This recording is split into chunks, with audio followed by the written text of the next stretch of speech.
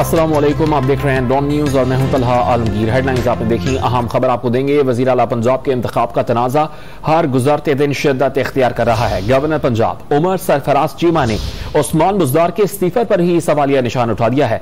उमर चीमा ने इस बारे में एडवोकेट जनरल पंजाब से कानूनी राय तलब कर ली है। डॉन न्यूज़ के नुमाइंदे उमर फारूक ने हमें ज्वाइन किया है। उमर बताएगा क्या एतराज़ उठाए गए हैं।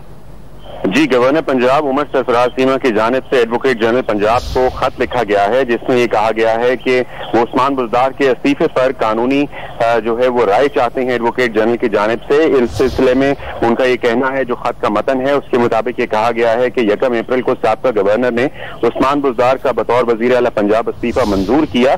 एडवोकेट जनरल इस पर राय दें, क्योंकि आईन के आर्टिकल 130 की शिक 8 के मुताबिक उस्मान बुज़दार का इस्तीफा गवर्नर पंजाब को मुखातिब करके नहीं लिखा गया, बल्कि ये वजीर आजम को मुखातिब करके लिखा गया। लिहाजा इस पर आइन क्या कहता है उस्मान बुज़दार के इस्तीफे की मंजूरी के हवाले से, इस बारे में गवर्नर पंजाब ने एडवोकेट जनरल से राय तलब की है। यही वो नुक्ता है जिस पर 1 अप्रैल को मुस्लिम लीग नून के रहनुमाओं ने भी प्रेस कॉन्फ्रेंस की थी और यह नुक्ता उठाया था कि उस्मान बुज़दार ने जो इस्तीफा लिखा है वो मुखातिब करके लिखा है वजीर आजम को, ना कि गवर्नर पंजाब को। तो अब इस पर यह देखना है कि एडवोकेट जनरल पंजाब जो है वो अपनी क्या कानूनी राय देते हैं कि यह इस्तीफा जो मंजूर किया गया था साबिका गवर्नर की जानिब से वो दुरुस्त फैसला था या आइन के आर्टिकल 130 की शिक 8 की खिलाफ वर्जी थी। जी, उमर फारूक अपडेट कर रहे थे, आपका बहुत शुक्रिया।